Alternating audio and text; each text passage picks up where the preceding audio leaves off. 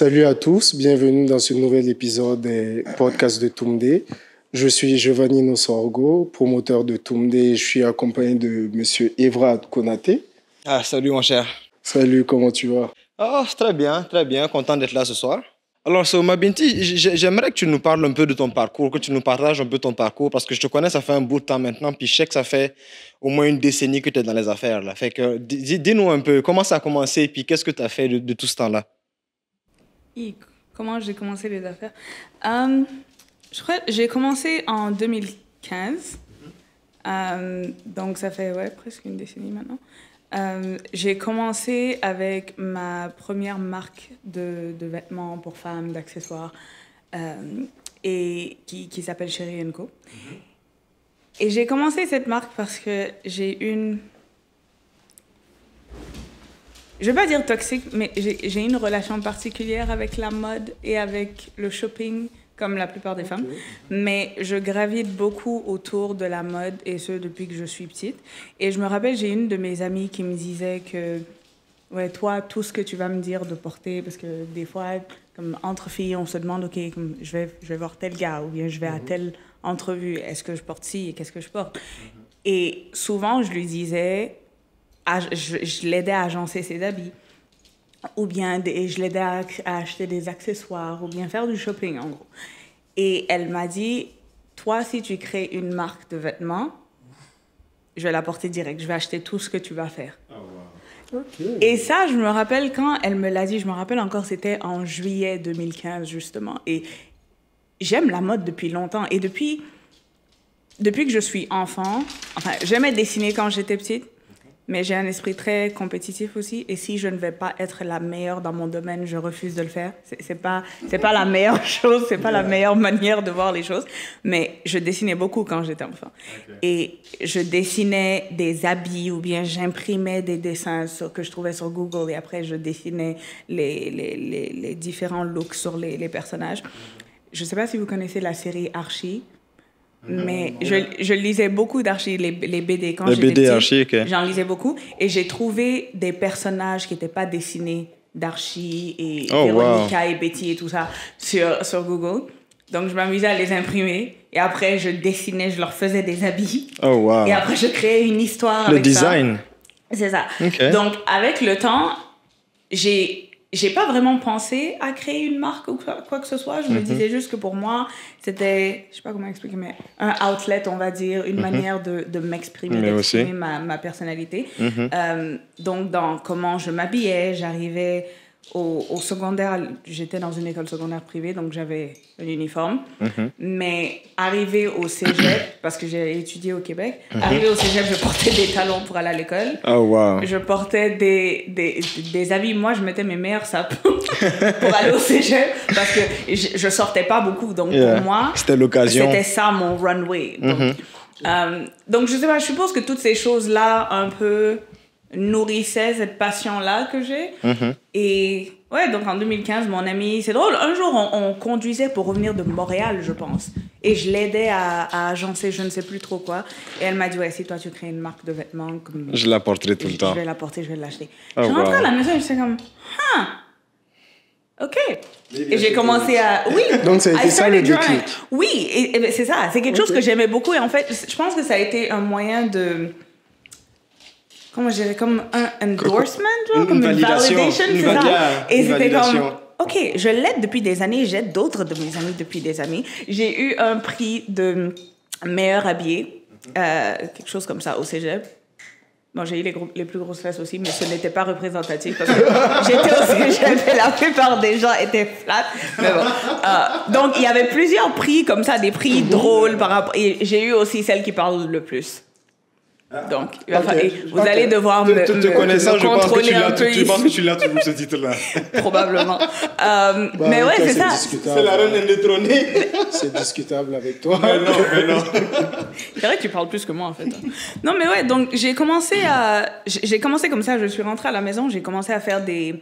Étonnamment, j'ai pas commencé par les vêtements. Parce que je savais, les vêtements, je savais à quel point est-ce que je voulais que ce soit la meilleure qualité possible. Je voulais que ce soit... j'ai des liens avec la Chine depuis longtemps, parce que mon père a beaucoup fait... il a longtemps fait des affaires avec la Chine. Et j'y étais allée je crois 3 ans avant cette conversation avec mon ami. Donc, j'avais des contacts là-bas pour commencer. Mais je me suis dit, non, je vais pas commencer avec les habits, je vais commencer avec autre chose. Donc, j'ai commencé à dessiner des chaussures. Mais moi, je suis pas allée dessiner les talons simples. Non, moi, j'allais dessiner les talons avec les cristaux dessus qu'il fallait coudre à la main, qui allait prendre du temps. Et c'était fait sur du satin soie, genre. Je me suis compliqué la vie juste pour commencer. Cet aspect d'exigence. Oh mon Dieu. Mais, mon premier fournisseur et moi, on s'est séparés en de pas très bons termes. Parce que j'étais très exigeante. Donc, finalement, les prototypes qu'il m'a fait, même comme j'ai pas du tout aimé, donc j'ai claqué quand je suis allée ailleurs. Mais, ouais, non, ok, tu vois, quand on parlait de moi qui parle beaucoup... Non, mais c'est comme ça que j'ai commencé comme ça. Mais comme ton parcours est vraiment intéressant, puis je pense qu'on va comme embrayer sur cette première partie-là déjà, ton parcours. Tu as parlé d'un élément que je trouve quand même important, qui est la validation. Ou en tout cas, ce besoin-là de support quand on se lance dans quelque chose. Fait que là, j'ai envie de vous poser la question d'ailleurs à tous les deux. Quelle est cette importance que ça a? Ou bien à quel point est-ce que avoir le soutien de nos pères peut justement nous pousser à faire plus? Vas-y, je te laisse répondre. Vas-y. Il a dit vous. Je te laisse, vas-y. Pour moi, je pense que ça va avec le syndrome d'imposteur un peu, parce que moi, je sais déjà qui je suis. Je sais que j'ai un certain... mes standards par rapport à ma personne, quand ça vient à... je sais pas, comme où je me coiffe, où je fais mes ongles, où j'achète mes habits, la qualité d'habits que je veux, comme la qualité de vie en général que je veux. J'ai un standard très élevé. Et ça, c'est un reflet aussi de comment mes parents m'ont élevé. Et donc, je sais pas, le fait de savoir moi-même qui je suis et ce que j'aime, c'est juste qui ma Binti chérie est, qui ma Binti chérie est, qu'est-ce qu'elle aime et quels sont ses standards. Mais que quelqu'un d'autre qui n'a pas forcément ces standards-là voit ça comme pas forcément quelque chose de ah ouais, elle en fait trop, que c'est oh wow, si tu fais ça, je te suis. Ou si tu fais ci, je te suis. Et c'est drôle parce que cet ami-là, on est toujours amis. Et récemment, il y a quelques semaines, à son anniversaire, je l'ai style parce que on a une relation où je l'habille depuis des années maintenant. Et chaque fois que je l'habille, elle est comme, ouais, quand je serai riche, je vais te payer comme styliste à temps plein. Je suis comme, by that point, I don't think you'll be able to afford me, but sure. Let's do that. Mais ouais, et je l'ai habillée pour son anniversaire. Elle a adoré. Et moi, ce genre de choses, ça va avec, c'est une forme de validation aussi. Donc, ça me ramène à quand elle m'a dit ce qu'elle m'a dit en 2015. Et jusqu'à aujourd'hui, ça me fait un peu des papillons dans le ventre. Je crois que j'ai entendu dire qu'avoir des papillons dans le ventre, c'est pas une bonne chose. C'est une forme de nervous response. Mais bon, mais à la fin de la journée, je pense qu'il n'y a que les femmes qui ressentent ça. Parce que j'ai jamais entendu un gars me dire qu'il a des papillons dans le Personnellement, ventre. non. That's a women's thing. Je pense que c'est une manière dont les femmes sont élevées. On nous décrit ça d'une certaine manière. Peut-être les gars, on va vous décrire ça comme c'est l'excitation ou je sais pas. Peut-être on a la même chose, mais pas de la... C'est ça, on vous l'exprime. Vous nous le direz, les gars, dans les commentaires, si jamais vous sentez ça des trucs dans le ventre souvent. En tout cas, je vais aller toi, qu'est-ce que tu as vous avez des oiseaux. Pour moi, ma part, c'est... Ça rejoint un peu ce que tu as dit, tu vois. Il y a comme cet aspect de syndrome de l'imposteur. Mais tu vois, comment moi je ressens ça, c'est un peu différemment, tu vois. Parfois, tu sais que tu es capable ou en position de pouvoir faire certaines choses ou dire certaines choses, mais il y a, comment on va dire, tu te retiens toi-même. Il y a cet aspect de syndrome de l'imposteur là, mais je pense que c'est un peu plus profond que ça. Parce que oui, une fois qu'une personne te valide, c'est vrai que ça te donne beaucoup plus de crédit, beaucoup plus d'envie d'aller vers ça. Mais parfois, on a beau te hyper plusieurs fois sur la même chose, tu as toujours des réticences. Tu vois ce que je veux dire? Parce que c'est pas nécessairement... Toi, dans ton cas, par exemple, ça t'a aidé à passer le cap, comme ça a été le déclic qui t'a dit « Ok, fine, let's go », tu vois. Moi, je le vis différemment parce qu'il y a plein de choses où on m'a dit des choses. Même là, il y a quelque chose qui s'en vient, tu vois. On me dit que je peux le faire. Je suis comme, oui, fine. Mais le problème n'est pas de le faire. Moi, je suis très simple là-dessus. J'ai de la facilité à lancer beaucoup de choses, à créer des choses, à commencer des choses. On dit que le plus dur, c'est de commencer. Mais pour ma part, c'est le plus facile. C'est ça, je pense que ça dépend des gens. C'est ça, pour Quand moi, on dit le plus dur, facile. c'est commencer, je pense que c'est plus pour la plupart des gens qui sont pas forcément entrepreneurs. Exactement. Quand tu as l'esprit entrepreneur, ta tu plus vas grande commencer. facilité, c'est de commencer Surtout quelque lorsque tu as chose. l'appétence, genre, tu as de la facilité avec le risque. T'as pas de problème avec ça. T'es juste dans un mindset de, OK, allons-y. Mais après, C'est comme lorsque tu as fini de le lancer, t'es comme, OK, damn. Now what? Je suis lancé, maintenant je fais quoi, tu vois? C'est quoi la suite? Parce que ça prend plein de choses et à l'instant T, et ça revient beaucoup à ce que j'aime dire. Pour moi, l'entrepreneur, ce qui caractérise le plus l'entrepreneur en griffe, c'est la solitude. Parce que tu te retrouves dans une position où tu as beau l'expliquer à ton entourage, toi seul, tu comprends réellement ton problème. Mais bizarrement, lorsque tu vas échanger là-dessus avec un autre entrepreneur, lui, il va te comprendre dans ton My problème. Tu vois. people. Mais ça, c'est normal. C'est dans le sens où, de façon individuelle, on vit les mêmes choses. Donc, c'est sûr que quand on se rencontre et que l'on partage des choses qu'on pense que l'on vit seul, en fait, finalement, on le vit tous. Ça, c'est lié au fait qu'il y a un certain nombre de stress ou de réalités que les entrepreneurs vont vivre indépendamment de leur fonction, de qu'est-ce qu'ils font dans leur activité.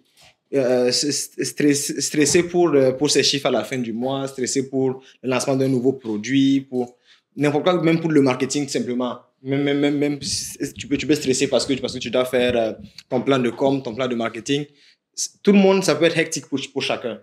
Ouais, la difficulté avec ça, c'est que au début, lorsque tu te lances, tu es obligé d'être dans cette position-là. Oui, tu fais tout. Parce que ce qui se passe, tu te retrouves à faire tout toi-même. C'est ce que j'allais dire. Après, le but, c'est comment toi, tu l'as géré. Parce que tu te retrouves, tu n'es pas dans la position où tu as un community manager, peu importe.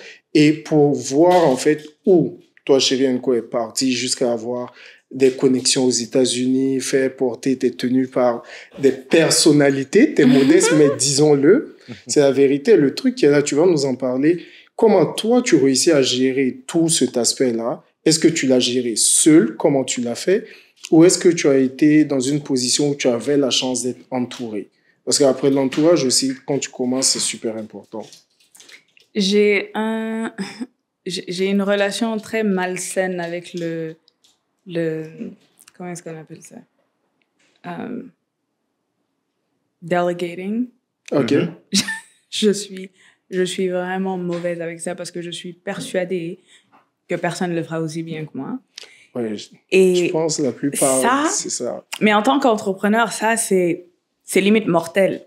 Comme tu peux pas progresser dans ton business, peu importe à quel point tu es passionné, tu peux pas progresser et ton business ne va pas progresser si tu fais tout toi-même. Et moi, avec Chérie Co, au début, je faisais tout moi-même. Je faisais la conception, les dessins, les recherches, les différents tissus, qu'est-ce qui fonctionne avec ça. Pourtant, je travaillais avec mon fournisseur qui, eux, ils font ça depuis hyper longtemps. Et des fois, je leur envoie des trucs et ils me disent, ouais, mais ce tissu ne va pas avec... Non, c'est ce tissu que je veux. Trouver un moyen de faire marcher ça. Oui. Donc, il y avait beaucoup de va-et-vient avec eux et moi, mais au final, parce que j'ai travaillé avec le même fournisseur pendant des années. Et au fil du temps, on a appris à se connaître et à se comprendre. Donc, j'ai appris à prendre leurs conseils quand on m'en donnait, leurs suggestions et tout ça. Mais ça reste que les recherches, développement, des designs et tout ça, c'est moi qui le faisais. Je dessinais, je cherchais les trucs. Je me rendais en Chine parce que même les suggestions de tissus, si je ne pouvais pas aller en Chine, si je pouvais pas aller en Chine, ils devaient tout m'envoyer par DHL. Donc, ils m'envoyaient des paquets avec des tas et des tas d'échantillons de différents tissus. Et après, j'étais là, je testais différents trucs. Je regardais dans ma propre armoire, je regardais les habits que j'avais déjà, quel tissu j'aimais bien, qu'est-ce que j'avais lavé quelquefois et qui n'était plus, qui ne marchait plus vraiment. Ou bien j'allais dans des magasins où, avec le standing que j'espérais atteindre. Donc, j'allais dans ces endroits-là et je regardais quel genre de tissu ils utilisaient. Et j'ai commencé à me rendre compte que les exigences que j'avais envers mon manufacturier par rapport à certains de mes tissus, c'était plus élevé même que dans certains magasins comme, je sais pas si vous connaissez Marciano de Guess. Comme, j'avais ça comme référence, on va dire. Donc, j'allais à Rideau, j'allais dans Marciano, des robes qui étaient vendues peut-être à 200 et quelques dollars des fois, et je regardais la composition de leur matériel, et je disais, wow, la qualité de mon truc. OK. I kill your quality. OK, je vais t'arrêter un instant. Puis, parce qu'aujourd'hui, on parle beaucoup de santé mentale, mais je trouve qu'il y a aussi un aspect que tu as mentionné qui est intéressant, qui est le pouvoir déléguer les tâches. Parce qu'en tant qu'entrepreneur, comme vous l'avez dit au début, on fait plein de choses, on fait tout en même temps. Mais pour être capable d'avancer et puis de prendre la hauteur sur la compagnie, il faut être capable de déléguer pour pouvoir se focaliser sur des activités plus, on va dire, importantes, si on peut dire ça comme ça. Et je sais que toi, tu l'as dit, pour toi, c'est vraiment challengeant de pouvoir déléguer. Et à contrario, pour lui, c'est facile de lancer des choses. Et c'est aussi facile de déléguer des activités parce que, justement, il a conscience qu'il ne peut pas tout faire en même temps. Même si au finish, des fois, il fait quand même beaucoup de choses, là, mais il fait un bon travail à pouvoir déléguer des activités. Et là, je voulais justement amener comme un peu comme le contraste de vous deux. Comme toi, en ne déléguant pas, ça t'a fait devoir beaucoup t'investir puis perdre, I guess, beaucoup de temps dans des choses qui... Tu pouvais faire autre chose, en fait, de plus important.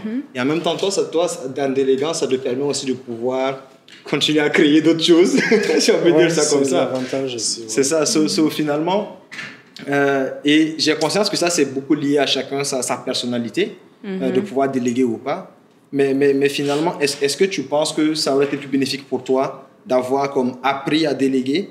Oui, mais je pense qu'il fallait que je passe par ça pour apprendre l'importance de la délégation. Sinon, j'aurais jamais su. Justement. Et parce que je ne crois pas que dans un business, tu peux être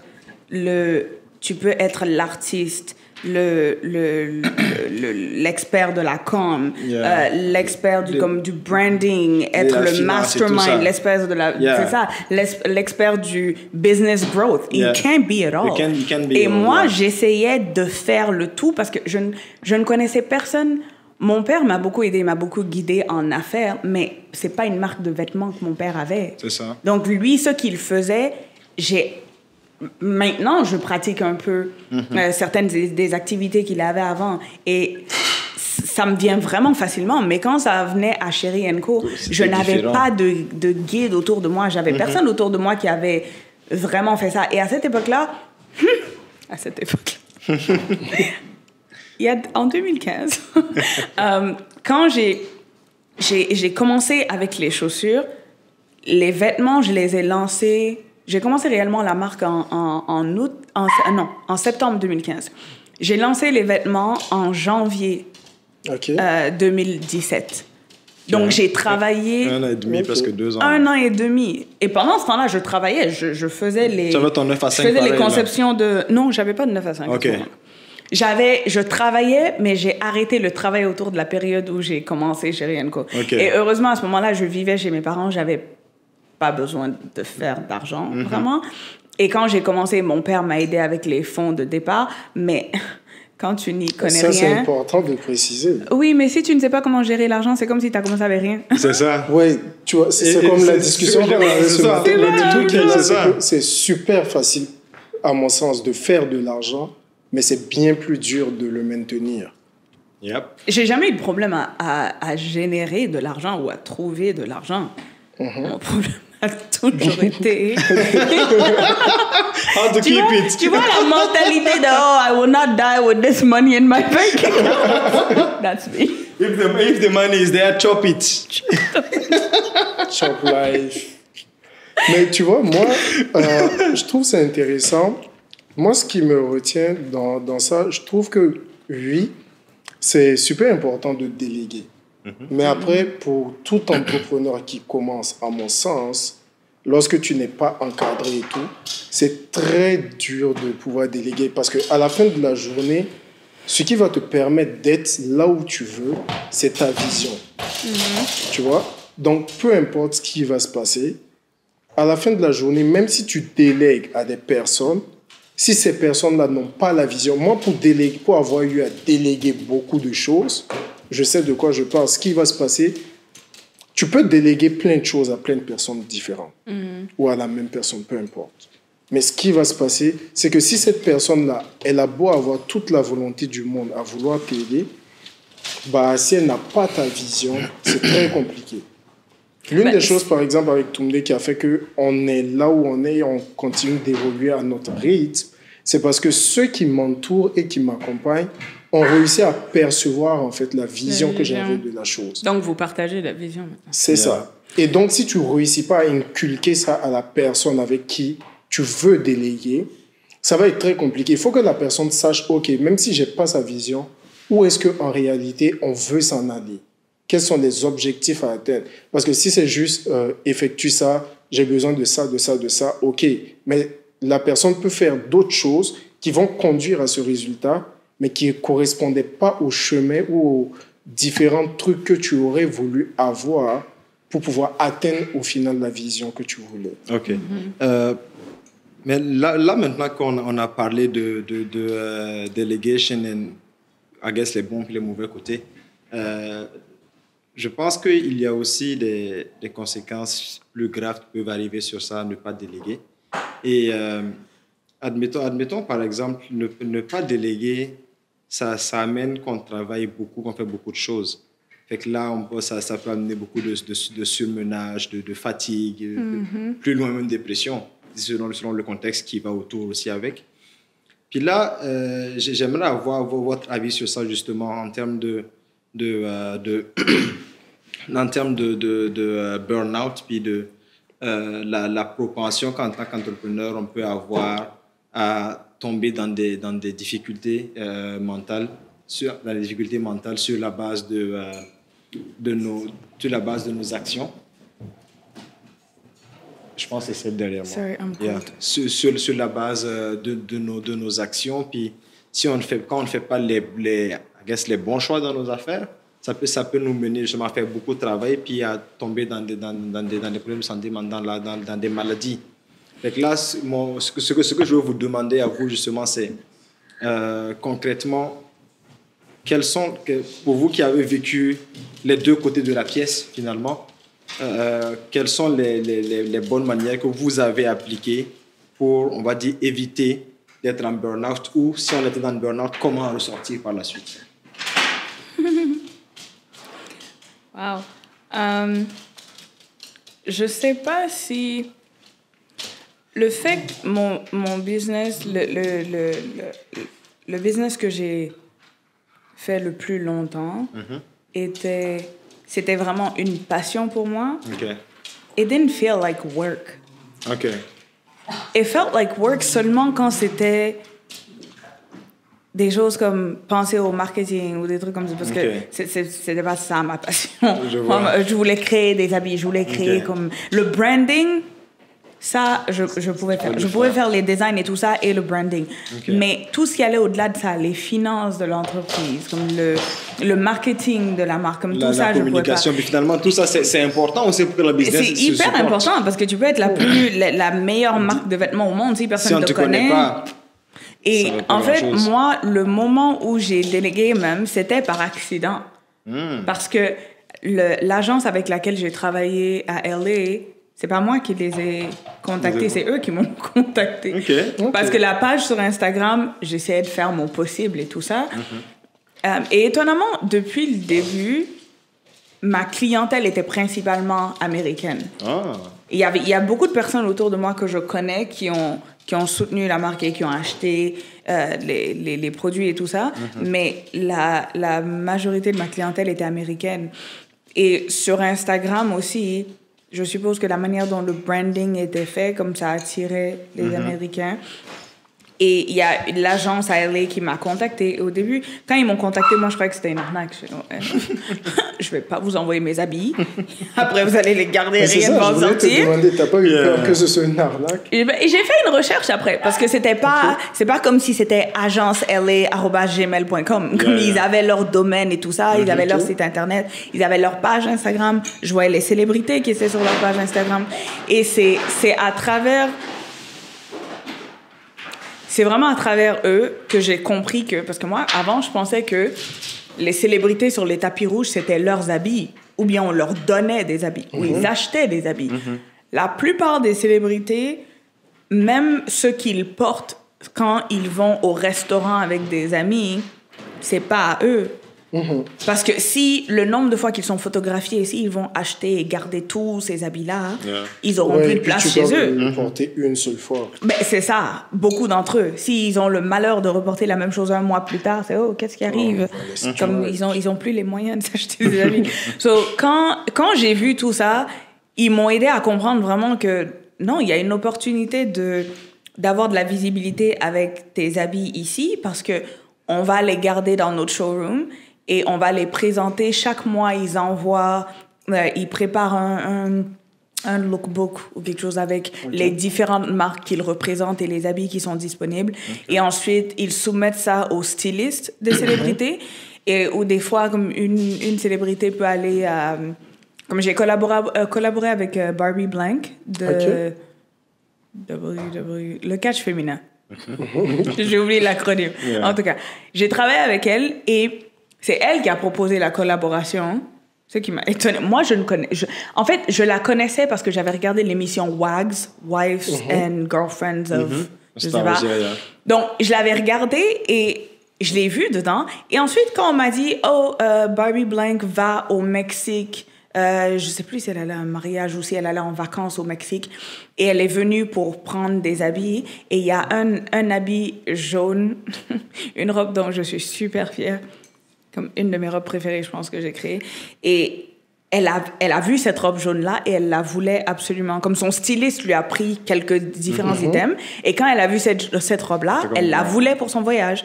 Donc, elle l'a prise et elle a même une photo de la robe. C'est une robe avec un dos design d'une certaine façon.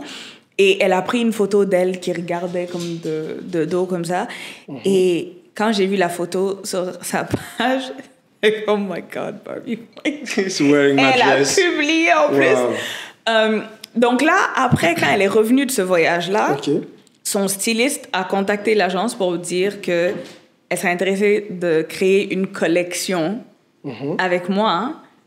J'étais comme, j'avais jamais créé de collection avec quelqu'un avant. J'ai dit, OK, qu'est-ce que ça veut dire, ça? Parce que... à l'époque, j'avais un problème avec le fait de partager le crédit aussi parce que je veux pas faire tout le travail et qu'on mette le nom d'une célébrité, qu'on pense que tout le monde, on sait que c'est pas forcément eux qui font surtout si c'est pas eux la marque à la base. Mais tu voulais vraiment que ce soit moi équitable. Oui, je voulais pas avoir l'air comme une célébrité est venue me voir et dire OK, fais ça. Je voulais pas avoir l'air d'un fournisseur. On va dire, je voulais garder ma place et mon image de designer. Parce que pour moi, c'est ça. 99% de pourquoi je faisais Chérie & Co, c'était pas pour le business ou l'argent. J'aurais dû me concentrer sur ces aspects-là. Mais c'était surtout le côté création et avoir mes designs sur les gens et qu'ils savent d'où ça vient. Donc, je sais même pas comment est-ce que tout ça a commencé. Mais oui, voilà l'histoire de comment j'ai eu une collaboration avec Barbie Blank. Et elle me suit toujours sur Instagram. Chaque fois que je la vois dans mes vues, les rares fois où je publie dans ma story, chaque fois que je vois son nom, je dis you're still here. Ouais, mais ça, même, c'est quelque chose aussi qui m'a tiqué. Pourquoi il n'y a rien par rapport à toi, comme photo, peu importe. On peut trouver très peu de choses par rapport à toi-même. Mais en même temps, c'est ta marque, tu vois. Au début, tu t'affichais quand même avec des tenues, mais... Je me suis jamais affichée. Oh, c'était pas tes tenues? Chérie & Co, je me suis jamais affichée. OK, ça, c'est quelque chose peut-être qui va taper dans le côté mental health, ou je sais pas.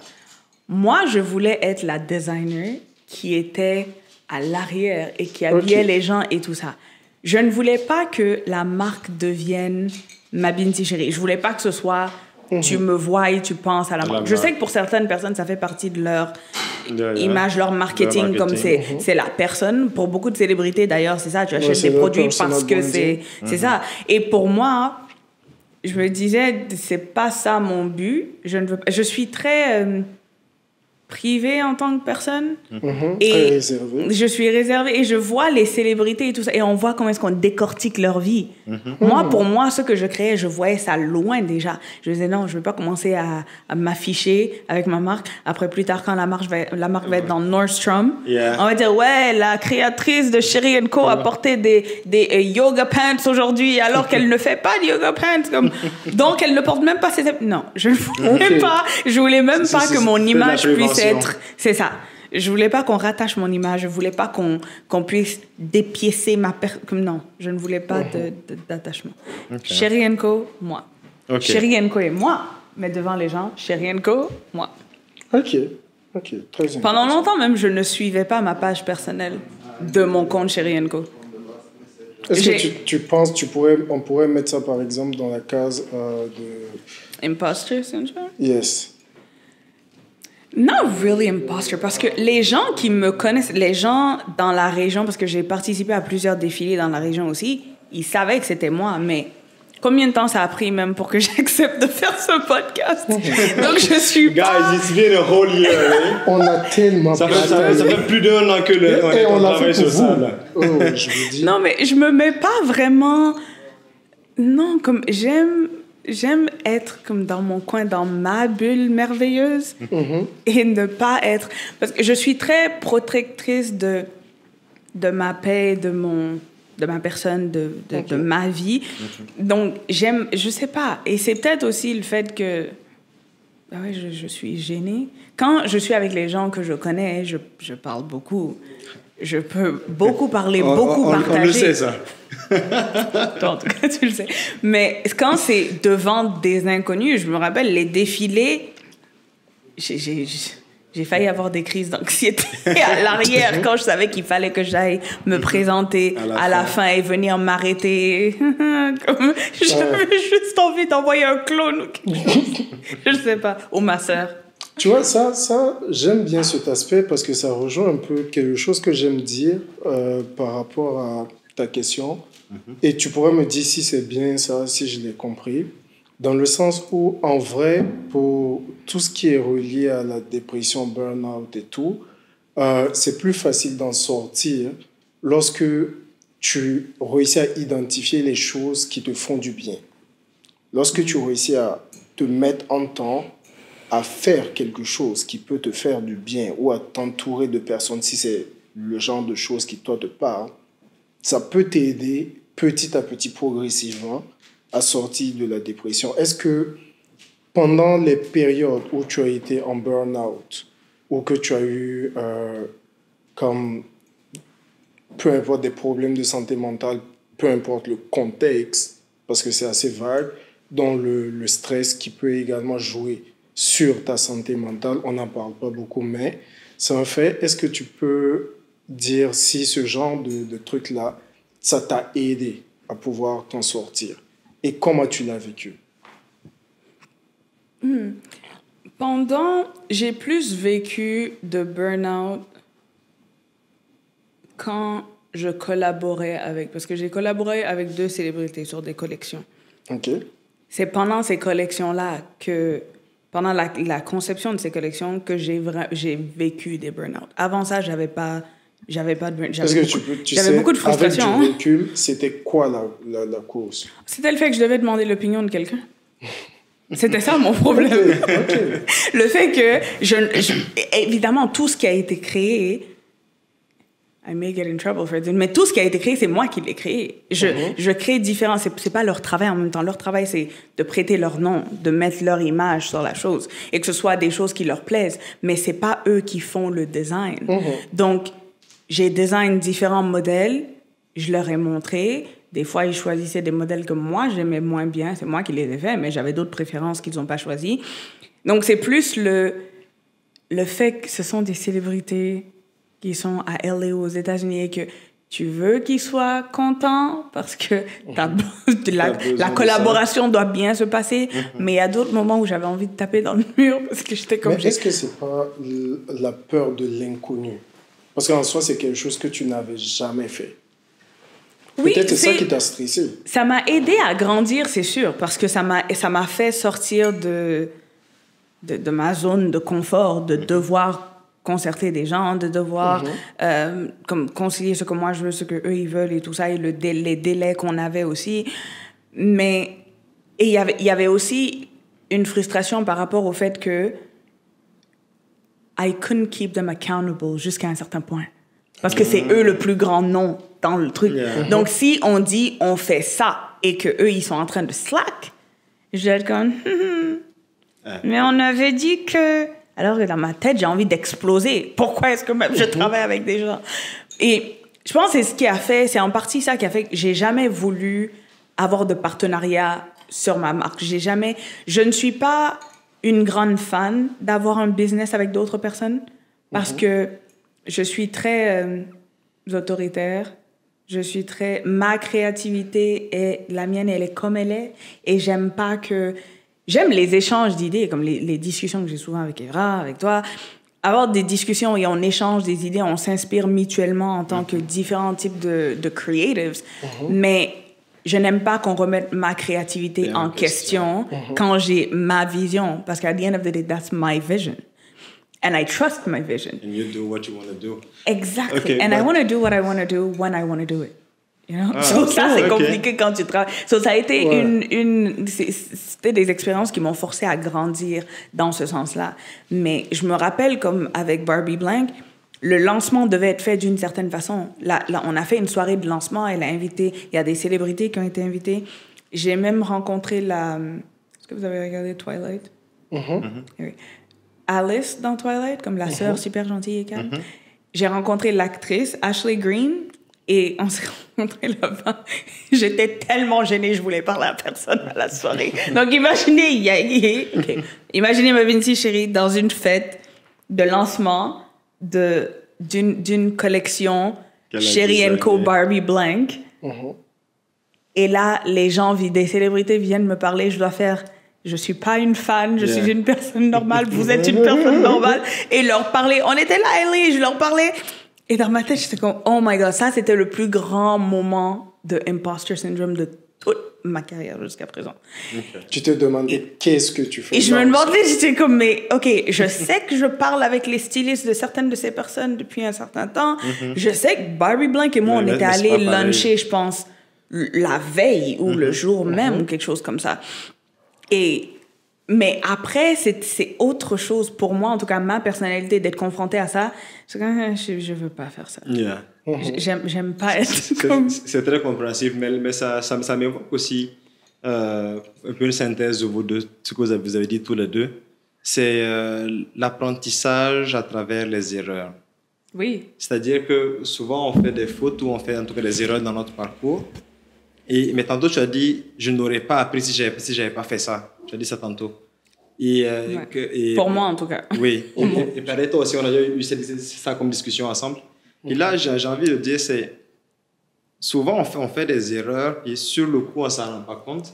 Mais c'est quelques temps après, quelques années après, souvent, when we look back at it, on se rend compte, mais en fait, c'est grâce à ça que j'ai appris, finalement. Fait que là, j'ai envie de vous entendre sur...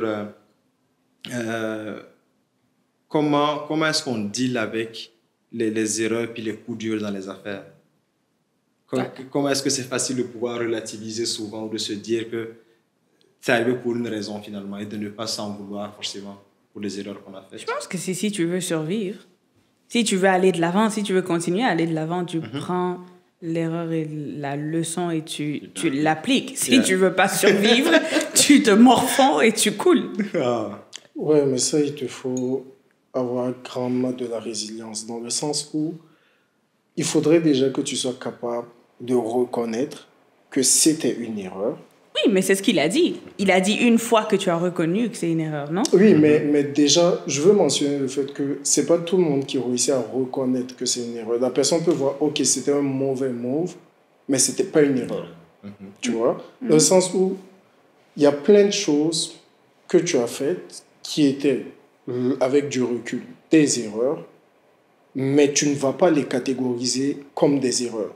Moi, par exemple, il y a des choses, je sais pertinemment, que certaines personnes voient comme des erreurs, mais moi, je suis comme, non, en fait, c'est pas une erreur, dans le sens où, oui, c'est juste un faux move. J'ai vu la chose, je pense que ça a quand même porté ses fruits, d'une manière ou d'une autre. Donc, en ce moment-là, tu peux être comme vraiment focus sur non, ce n'est pas une erreur. Vous pensez que c'est une erreur, mais en vrai, parce que j'ai fait ça, j'ai eu ça comme résultat et ça, je vais l'utiliser pour faire l'autre chose, tu vois. Alors qu'en vrai, une autre personne va le voir plus comme une erreur. En ce moment, ça devient juste une histoire de perception. Vous avez la même perception de la chose, mais de manière complètement différente. C'est-à-dire, moi, de la manière dont moi, je vais la voir, non, ce n'était pas une erreur, ça portait un résultat que j'ai réussi à exploiter pour autre chose. Toi, tu vas le voir, non, c'est plutôt une erreur, et j'ai tiré leçon de cela, et grâce à ça, je fais plutôt ça qui va me permettre de donner ça. Ok. Ça fait du sens que tu Donc, dis. quelque chose en est sorti. Il y a quelque chose en est sorti finalement. Ok, j'aime bien, j'aime bien. Puis, je suis d'accord avec avant qu'on termine, il y a une dernière sujet sur lequel j'aimerais vous entendre aussi. C'est... Mais avant qu'on continue, toi, quel est ton positionnement par rapport à ça? Par rapport à la faute puis l'apprentissage? Oui. Oh, je pense définitivement que c'est d'abord question de reconnaître qu'on a fait une erreur. Puis je pense que c'est là que c'est important aussi d'avoir des gens autour de nous qui peuvent nous dire la vérité. Parce que souvent, ce n'est pas facile de se regarder dans la glace et de se dire « j'ai merdé ». You know? Puis souvent, on a besoin de l'entendre en fait. Et que je pense que c'est important quand on fait une erreur. Oui, on s'en rend compte, mais avoir les gens autour de nous aussi pour nous dire que comme là, c'était vraiment un bad move qu'on a fait là. Et comment est-ce qu'on peut recover de ça?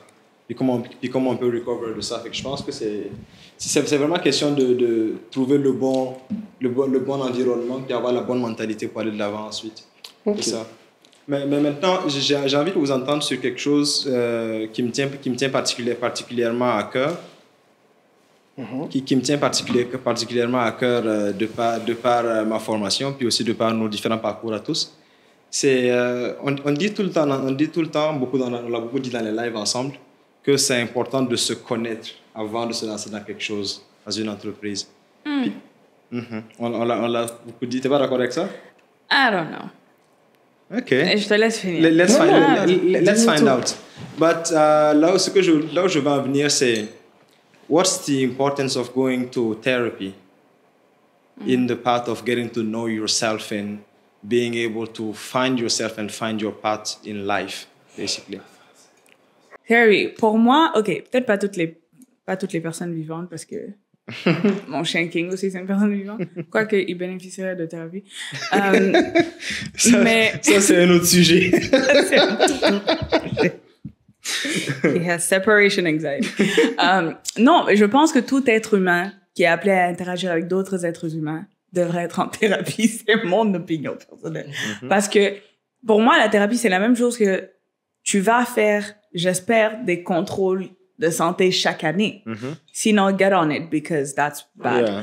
Mais tu fais des contrôles de santé, tu vas faire des contrôles de ton corps ou quand tu es malade, tu cherches à te guérir et tout ça. Des fois, pourquoi est-ce qu'on fait des vaccins? Tu prends un vaccin pour éviter, on espère, un virus ou quoi que ce soit. Suite, yeah. Donc, pour moi, aller en thérapie, c'est apprendre à se connaître, parce qu'il y a certaines réactions que toi-même tu as, dépendamment de comment tu as été éduqué, tu ne sais pas comment réagir à certaines choses. Donc, des fois, dans le passé, j'ai eu des réactions à des choses que moi-même, je ne comprenais pas. Et après, je me retrouvais seule et je me disais, mais pourquoi est-ce que j'ai exagéré avec ma réaction à ce point-là? Mais après, tu apprends à te connaître et en parlant avec un expert, quelqu'un dont c'est le travail de ne pas te juger, de ne pas sauter aux conclusions, de te guider, de t'aider à comprendre des nuances de ta personne que toi-même tu ne reconnais pas ou que tu ne vois pas. Ça t'aide à être une meilleure personne, ça t'aide à mieux interagir avec les autres et ça t'aide aussi dans ton travail. Définitivement. Parce que si tu ne sais pas si tu n'apprends pas à te connaître entièrement, comment est-ce que tu peux réussir en affaires ou même dans un 9 to 5? Comme tu dois pouvoir savoir qui tu es, pourquoi tu réagis à certaines choses, pourquoi est-ce que quand on parle de être une personne qui est paresseuse, qui ne finit jamais ce qu'il commence, ça vient de quelque part. Il y a une raison pour ça. Yeah. C'est pas forcément que tu es paresseuse, peut-être que tu es overwhelmed. Tout simplement. Peut-être que tu es calé par rapport à ta relation avec où tu en es dans ta vie. Peut-être que ça t'empêche de te concentrer sur des choses. D'autres choses. Pourquoi est-ce que tu commences un tas de choses? Peut-être que tu as peur de ne rien avoir réellement dans ta vie. Donc, tu ressens le besoin de commencer des trucs. Peut-être qu'arrivé à un certain point, il y a une raison pour laquelle tu ne termines pas ces choses-là. Donc, pour moi, c'est hyper important d'être en thérapie et les gens, je sais qu'on vient de communautés là où ce n'est pas, c'est pas une toujours norme. Facile, yeah. Donc, les gens vont soit se moquer ou juger comme penser que tu es, je sais pas, tu es malade parce que tu vas en thérapie, mais au moins, ça change de nos jours. Fait qu'avec notre génération, ça progresse. C'est ça. Donc, ça, c'est bien. C'est pour ça que maintenant, moi, j'en parle à mes amis. Quand mes amis vont, on va manger ou quoi que ce soit, on parle de, comme therapy, it's so helpful. Comme c'est vraiment bien, ça m'a aidé avec telle ou telle ou telle chose. Yeah. Et j'aime le fait que j'ai cette relation-là avec les gens autour de moi, de pouvoir en parler ouvertement. Je sais que certaines personnes le font et ne peuvent pas le partager avec ceux qui sont les autour entourent. Et ça, je trouve ça hyper dommage parce que qu'est-ce qui est plus nuisible dans ta vie? Le fait d'aller te confier à ton ami qui a des expériences de vie similaires, qui n'a aucune expertise sur rien du tout. Tu vas, je sais pas, tu vas avoir un problème avec ta copine. Peut-être tu vas aller en parler avec des amis à toi. Ces amis-là, tout ce que tout le monde dit est teinté par sa propre expérience. Définitivement. Donc peut-être ce gars-là, il a eu, je sais pas, un gourmand avec une fille il y a pas longtemps, ou bien lui, la seule relation sérieuse qu'il a eue, la fille a fini par ne pas être sérieuse. Donc il a décidé de condamner toutes les femmes, c'est des problèmes. Toutes les femmes. Et maintenant, toi, au lieu de te donner des conseils d'un point de vue objectif, c'est même pas sa faute. La personne ne peut pas être objective. Donc, on te donne des conseils qui vont finir par te nuire à toi. Ça, c'est mieux que de parler à quelqu'un comme dont c'est le travail d'étudier le comportement humain. Yeah. Donc ça, c'est quelque chose que j'ai jamais compris. Pourquoi est-ce que dans nos sociétés, pourquoi tu vas aller en thérapie? Tu n'as pas de famille, parle à tes parents, ou parle à tes sœurs, ou parle à tes amis. Après ça, c'est dans nos communautés, ça relève de la même pas de la culture, ça relève même du style de vie, le style de communauté que l'on a. C'est ça aussi. C'est pourquoi par le passé, ce n'était pas forcément nécessaire, si on peut dire ça comme cela, mais aujourd'hui, avec la restructuration de nos communautés puis de nos styles de vie, il faut savoir s'adapter aussi à ces choses-là puis pouvoir les accepter puis les incorporer dans nos pratiques quotidiennes.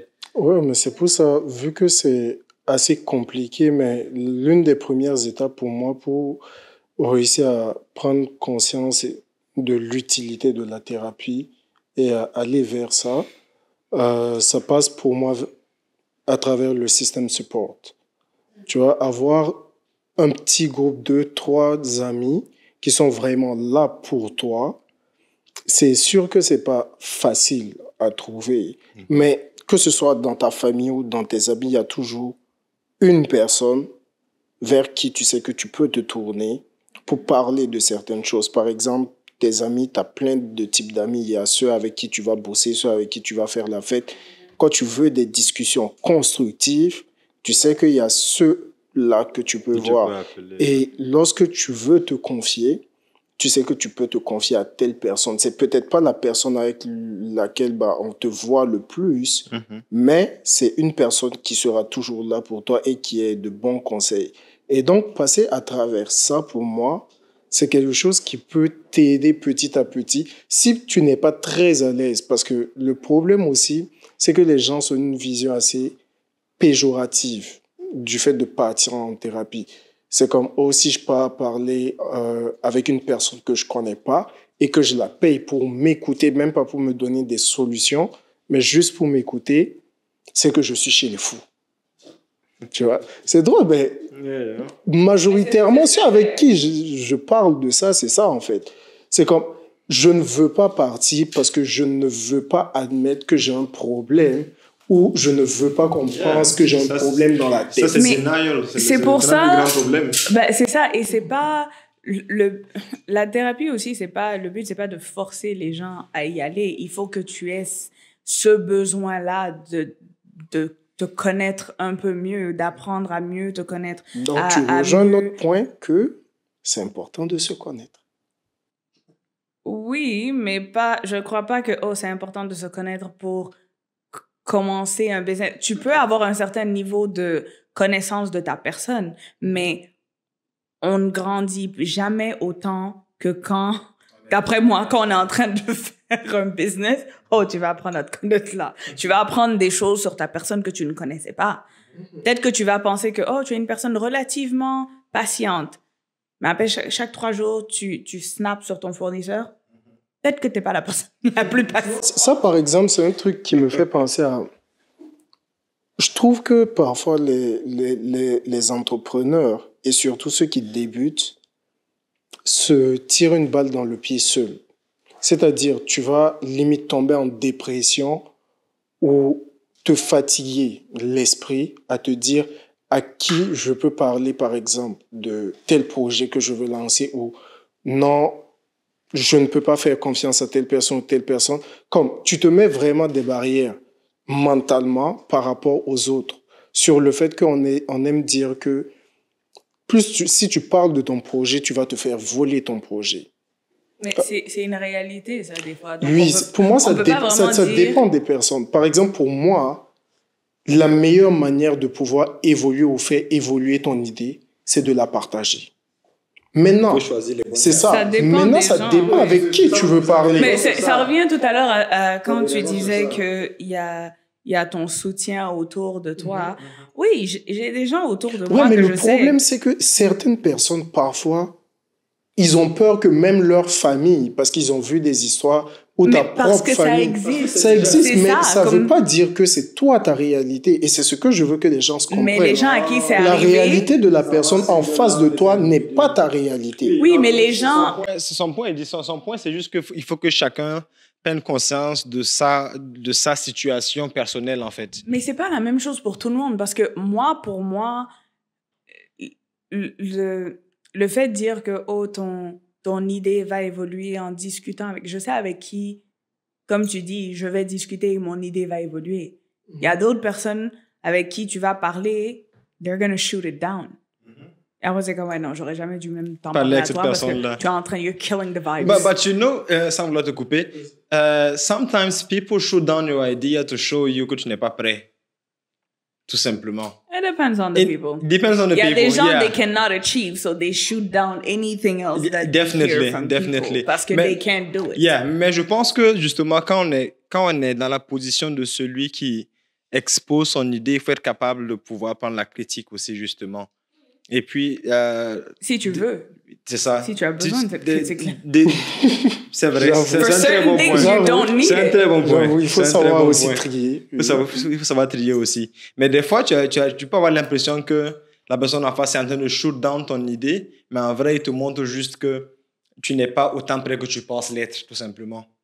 Et ça doit être comme un moyen pour toi de mieux te préparer pour puis revenir le challenger encore sur la question, tout simplement. Pour moi, je n'ai pas... Jusqu'à présent... J'ai eu des idées que les deux personnes dans ma vie qui vont shoot down mes idées le plus vite si c'est pas viable.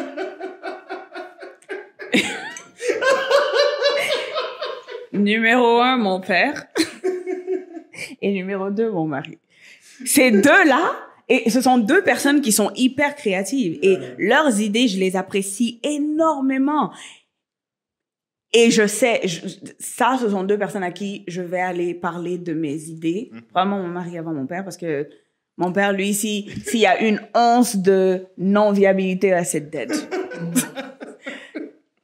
Oublie ça. C'est directement ce qu'il va dire, oublie ça. Mais donc, ce genre d'interaction-là m'aide. Et la plupart du temps, souvent, ils vont même pas forcément contribuer à la créativité de la chose. Souvent, c'est juste comme tu dis, challenging me, challenging how ready I am, challenging how much that makes sense. Et des fois, Des fois, je quitte ces conversations-là et je suis frustrée.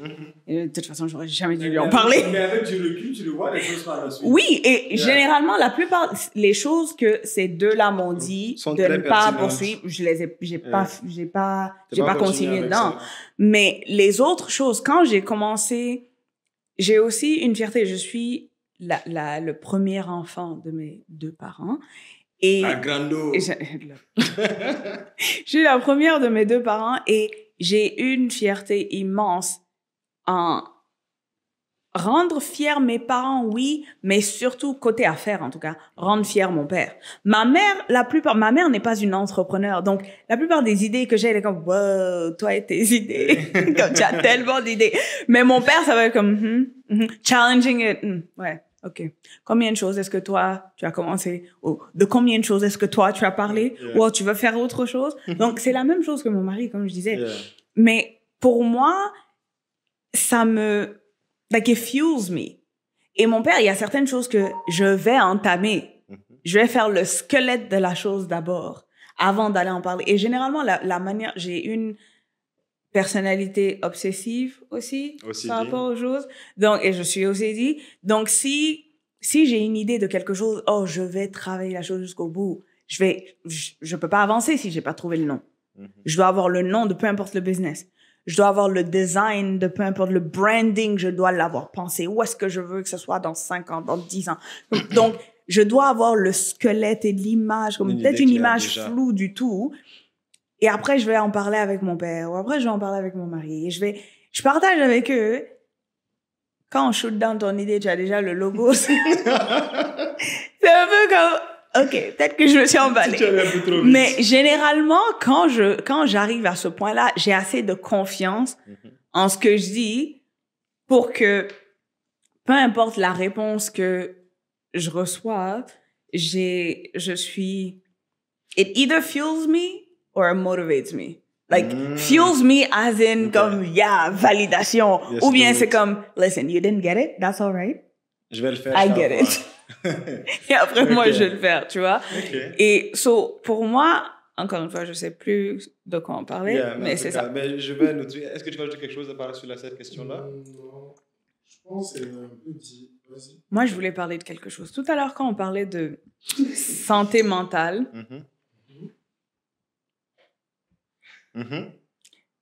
tout à l'heure, quand on parlait de santé mentale et qu'on a parlé des gens autour de nous, le support system autour de nous, comme les 2-3 personnes ou je sais pas, à qui tu peux parler de telle ou telle chose. Ce que je disais, c'est pas que... Je dis pas qu'il faut substituer ton support system for therapy. Pour moi, ça va ensemble. Ça va ensemble, you need both. Donc, c'est ça, you need both. Tout le monde ne va pas forcément comprendre le besoin, parce que tant que tu ne le fais pas, tu ne sais pas réellement comme tous les bienfaits que ça peut t'apporter. Mais il y a des gens même qui arrivent à fonctionner parfaitement bien dans la vie, tu ne croirais pas que... Mais ils ont tellement mis des choses comme dans des pièces fermées dans leur tête, loin que eux-mêmes, ils y pensent plus. Mais ces choses-là se manifestent différemment dans leurs interactions. Comme quelqu'un qui a un short fuse. Je suis désolée, but you were not born with a short fuse. Deal with that. Maintenant, et ça affecte tes interactions avec les autres. Au travail, comme personnel, peu importe. Mais c'est ça. Et après, c'est les autres autour de toi qui doivent... te le faire remarquer. Et eux, ils doivent vivre avec. Et tant que toi, tu refuses de travailler sur ça, eux, ils doivent dealer avec ça. Et il n'y a rien de plus frustrant que de travailler sur toi et puis tu traites avec des gens qui, eux, ne travaillent pas. Donc, toi, parce que comme si tu fais un effort qui est en fait 20 finalement. C'est pas un 20 parce que pour toi, c'est ça. Mais c'est juste que dans tes réactions, plus tu travailles sur ta personne, plus tu remarques les choses, les comportements des gens qui troublent ta paix ou qui empiètent sur ta personne. Mais donc pour moi, comme avoir le soutien des gens autour de toi, c'est hyper important. Mais il y a aussi le fait que dans certains de ces soutiens-là, on peut te donner des conseils qui sont à ton détriment sans que tu t'en rendes compte toi-même. Parce que S'il y a des gens qui sont... Si moi, on va dire, je te conseille, encore une fois, tout le monde ne voit le monde qu'à travers leur expérience à eux. C'est très, très rare d'avoir des gens qui sont complètement objectifs. Que Évrard va venir me dire, oh, j'aimerais commencer une marque de vêtements et je compte tout faire moi-même. C'est mon expérience qui va faire que je vais lui dire, don't do that. Comme c'est vraiment pas... Pourtant, il pourrait le commencer et mieux gérer ça que moi, je l'ai géré. Mais mon expérience va me faire lui donner les conseils que je vais lui donner. Il pourrait venir me parler de sa relation et me dire, oh, je sais pas, moi, je donne, je sais pas, le mot de passe de mon téléphone à ma copine. Moi, j'ai rien à cacher. Et que moi, j'ai peut-être vécu une histoire où j'ai donné le mot de passe de mon téléphone et on a fini par en abuser, où ça a créé des situations. Et après, j'ai dit, oh ouais, non, ne fais pas ça. C'est pas forcément un bon conseil. C'est peut-être une bonne chose pour lui de vouloir être transparent comme ça. Mais, donc, tu peux avoir des conseils tous les jours qui ne t'avancent pas comme tu crois que ça t'avance.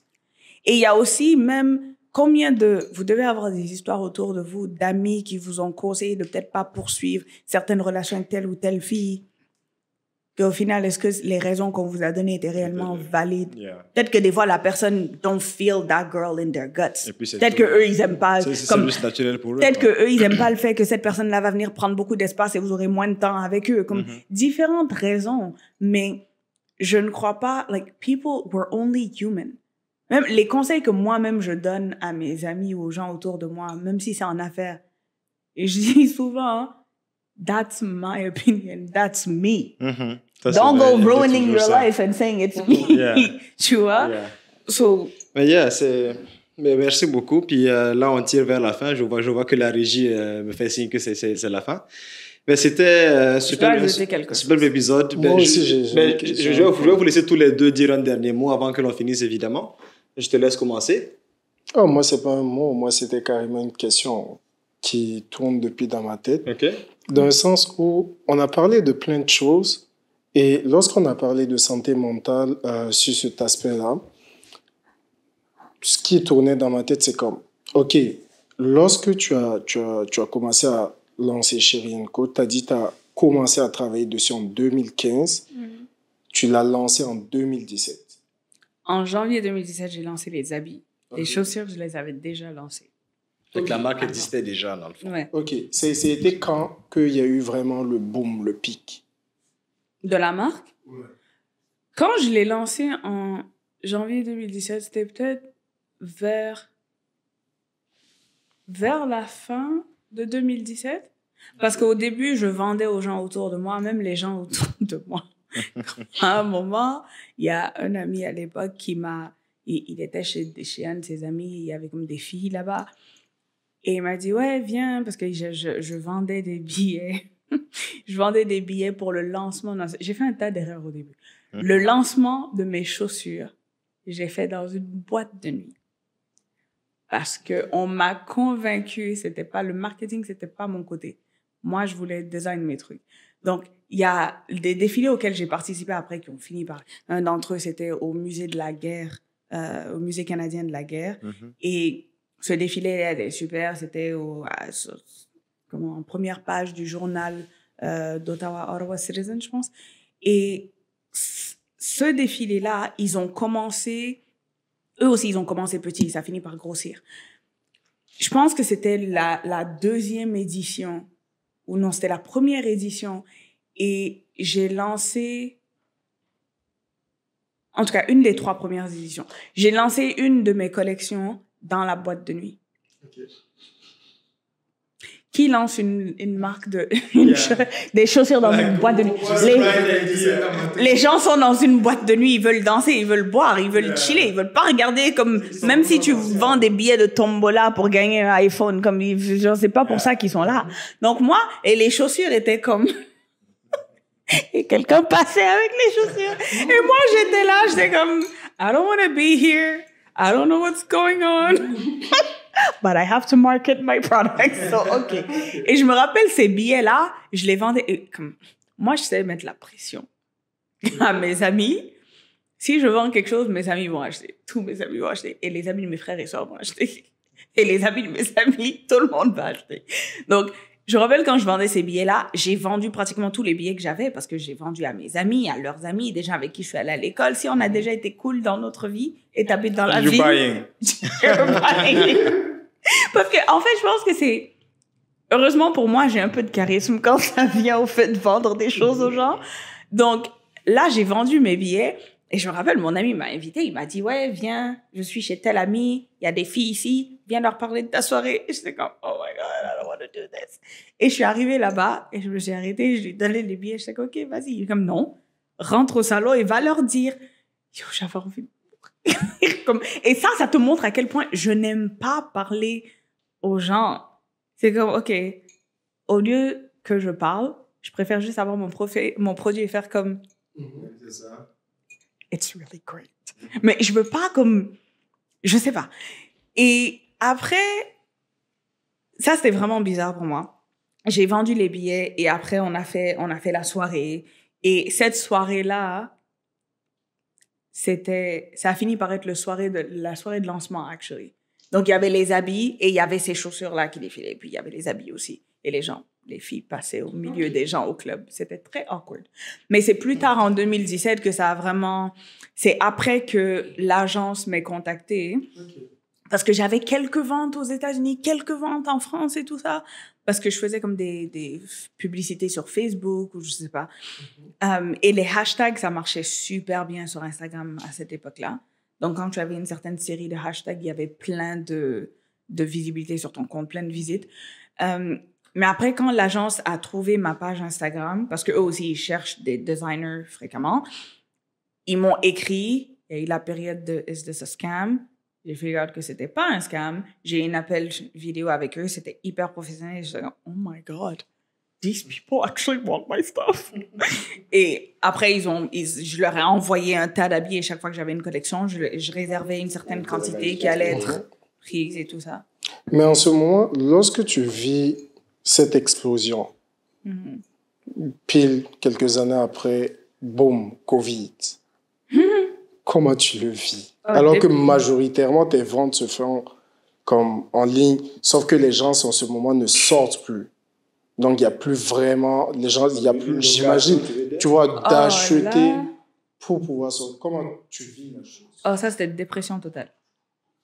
Totale. Comment tu l'as géré? Ah, j'étais juste dépressive. Non, c'était dépression totale. Parce qu'en plus, l'erreur que j'ai faite, dans ma gestion de Cherie & Co, d'après moi, j'ai commis 2 erreurs. La première erreur, c'est le fait que je n'ai pas délégué. Et finalement, le fait d'avoir l'agence à LA, ça a facilité le fait que je faisais toujours tout moi-même parce que j'aimais emballer les commandes des gens. Regardez le matin combien de commandes j'ai eu. Oh my God. Et après, j'ai toujours des vidéos de quand j'emballais. Et après, j'emballais comme dans les magasins chers, là, avec le tissue paper, avec le collant. Oui, le tape avec Cherie & Co dessus. Quand tu mets l'habit dans le tissue paper, tu fermes le petit autocollant, là, le sticker qui ferme le tout. C'était le logo de Cherie & Co. Après, je l'emballais et j'avais un de mes parfums que j'avais mis de côté et je parfumais le truc et je l'emballais. C'était toute une expérience parce que je suis une shopaholic un peu. Donc, l'expérience que je veux quand moi j'ouvre les trucs, c'est ce que je voulais que les gens aient. Donc là, j'ai aimé cette période-là et l'agence qui s'occupait de le côté marketing, j'avais plus. C'est pas vrai. Je n'avais pas plus. J'aurais dû faire plus de marketing. J'aurais pu en faire plus. Mais le fait d'être dans une agence à LA avec autant de trafic, ça a beaucoup aidé. C'est ça. Parce que chaque fois qu'une célébrité portait mon habit et qu'il y avait le crédit de Cherie & Co, j'avais des ventes. Et donc, après, avec le temps, ça progressait et tout ça. Et en 2020, I became cocky. Un peu. Parce que j'ai fait beaucoup d'argent avec la collaboration avec... Cherie & Co a fait beaucoup d'argent avec la collaboration de Barbie Blank. 2 choses différentes. Quoiqu'à ce moment-là, Cherie & Co me doit de l'argent, alors là. Mais en tout cas, il y avait la collaboration avec Barbie Blank, ensuite la collaboration avec Latoya Forever, qui était comme une grande YouTuber. Ces 2 collaborations-là ont rapporté de l'argent. Et là, j'ai commencé à travailler sur... Je ne voulais plus faire de collection avec les gens. je voulais design des choses et ensuite flatter une célébrité en lui faisant penser que je les design à son image. C'est toi qui as inspiré ce design. Et justement, en 2020, je travaillais avec l'agence parce qu'il y avait 4 célébrités qu'on visait parce qu'il y avait des stylistes qui venaient prendre les habits et tout ça. Et il y a un styliste avec qui j'avais déjà travaillé qui habillait Mel B des Spice Girls, lol. Melanie Brown des Spice Girls. So, elle était, et je pense, attends, c'était quoi l'émission? Est-ce que c'était X Factor ou quelque chose comme ça, là? Mais un talent show, un gros talent show aux États-Unis. Okay. Elle a porté du Cherie & Co pendant ce talent show-là et il y a les photos et tout ça. Ça aussi, quand j'ai vu ça, oh my God, huge imposter syndrome. Like, what's going on? My clothes are on TV. Mais après, ce styliste-là, il travaillait avec d'autres célébrités. Et comme lui et moi, on s'entendait bien, il avait déjà pris pour Mel B. Le but, c'était qu'il prenne pour ces autres personnes-là aussi. Et il y avait d'autres personnes comme c'est genre un peu la tactique, genre. Comme surtout quand tu trouves un styliste qui travaille avec plusieurs personnes qui sont genre des A-listers, ça aide beaucoup. Il fait en même temps. Ben, c'est ça. Et là, on a eu le contact du styliste qui habillait la meilleure amie de Kylie Jenner. Okay. Moi, mon 2020 était fait. J'ai commencé à design les trucs. Et Kylie, à ce moment-là, sa fille était petite. Je crois sa fille avait genre 2 ans. Et les deux étaient dans une phase où, sa meilleure amie et elles étaient dans une phase où elles publiaient beaucoup de photos portant la même robe, différentes couleurs, portant le même ensemble, différentes couleurs, genre kind of twinnies ou besties ou whatever. Donc, elles faisaient beaucoup de publications comme ça. Et moi, je disais, OK. Donc, j'ai commencé à design. J'ai designé, j'ai trouvé même un illustrateur je faisais les sketchs. Après, lui, il a illustré carrément avec leur visage dessus. On a même inclus la fille de Kylie. Je l'ai présentée à LA, à l'agence, et ils étaient comme, OK, comme this is perfect. Mais le but, c'était pas de présenter parce que la styliste de Kylie était dure à voir parce que c'est Kylie Jenner. Elle a énormément de soumissions, de design et tout ça. Et donc, le but, c'était de soumettre à la styliste de sa meilleure amie en mode de, oh, bestie and me. Lui envoyer des trucs qui, puisque c'est dans cette phase-là qu'elle était, ça allait juste faire du sens. Il y avait des chances que ce soit avec Kylie qu'elle porte ces habits-là. Parce qu'elles ont porté des habits pendant cette période-là de designers qui étaient micro-designers, genre des petits designers de l'Angleterre ou des États-Unis. Donc, il y avait des chances. J'ai fait tout un design, comme des trucs, un trench coat en cuir de couleur, je pense, pastel. Et j'ai fait un mini trench coat pour sa fille. J'ai fait des habits. Et ma dernière collection, à ce jour, c'était une collection qui était basée sur ces deux-là, justement. Donc, il y avait une robe que j'avais faite dans les 2 couleurs. Et l'illustration avait été faite pour ces deux-là. Les discussions ont commencé. Ça allait bien. Je devais envoyer les habits. COVID avait déjà commencé. Mais jusqu'à présent, ça ne m'avait pas affecté à ce point-là parce que les gens continuaient toujours à acheter au début. Mais après, à la fin, quand il y avait de plus en plus de lockdown, il y avait des lockdowns, après ils réouvrent, après ils referment, après ils réouvrent. Et moi, j'ai fait l'erreur la plus fatale de mon business. Quand j'ai vu qu'ils ont fermé, après ils ont réouvert, il y avait des événements à LA qui devaient avoir lieu, comme pas genre les Grammys, mais comme des événements comme ça dans la ville. Moi, j'ai vu que ces choses-là arrivaient, j'ai lancé mes productions. J'ai mis, je ne vais même pas dire combien d'argent dans des productions. Et à cette époque-là, le prix de l'essence avait skyrocketed. So, l'expédition de mes produits, ça a coûté 3 à 4 fois plus cher que ça coûtait d'habitude. Mais je devais les faire venir ici. Parce que je ne vais pas faire envoyer de mon fournisseur à l'agence. Parce que l'agence va avoir le contact de mon fournisseur. Non. Donc, il fallait que je reçoive tout ici et ensuite envoyer à LA pour que tout ça soit fait. J'ai fini de payer. À un moment, l'argent commençait à manquer parce que le budget initial, on était bien au-delà de ça. Mes fonds personnels, c'était mort. À ce moment-là, je travaillais pour compenser, couvrir la différence. Et là, cette collection-là a fini d'être faite. Au moment où j'envoie à LA, je les envoie à LA, mais tout ferme. Donc, tous les événements c'est fermé. Toutes les célébrités sont chez eux en joggers. Personne ne porte plus ces habits-là. Personne ne pense plus à ces choses-là. Et c'était juste avant la période des fêtes aussi. Et c'était c'était novembre, décembre 2020. Tous les événements ont fermé. Donc, toute cette collection-là a fini par me rester sur les bras parce qu'encore une fois, je ne faisais pas de marketing. Mon marketing reposait sur cette visibilité-là. Et cette visibilité, je ne l'ai pas eue. Et le temps que les choses réouvrent, j'avais fait des choses vraiment tendance à cause des personnes sur qui j'avais basé ça. Et cette tendance-là était passée. C'était passé, donc c'est peut-être un an plus tard, je ne pouvais plus parce que c'était pas la bonne saison. Et quand cette saison-là est revenue, la tendance n'était plus là, c'était ailleurs. Donc, j'ai fini par devoir prendre la majorité de mon stock et l'envoyer comme pour être vendu comme des produits aux puces en Guinée. Et j'ai perdu énormément d'argent. J'ai même pas récupéré un 20e de ce que j'ai mis dedans par comment ça a été vendu. Parce que tu ne peux pas vendre des habits à ce prix-là, à cette quantité-là, comme en Guinée, en tout cas, comme les gens... Ça marche juste pas. C'est ça. Ça marche juste pas. Mais en tout cas, l'expérience est particulière, puis je pense définitivement qu'on devrait nous reprogrammer une deuxième discussion comme ça. Excuse you. Yeah, definitely. What do you mean? We have to. We have to. This was a great talk. So, merci beaucoup à vous.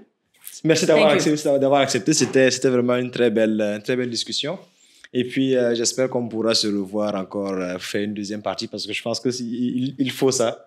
Off camera, on va définitivement se revoir. Off camera.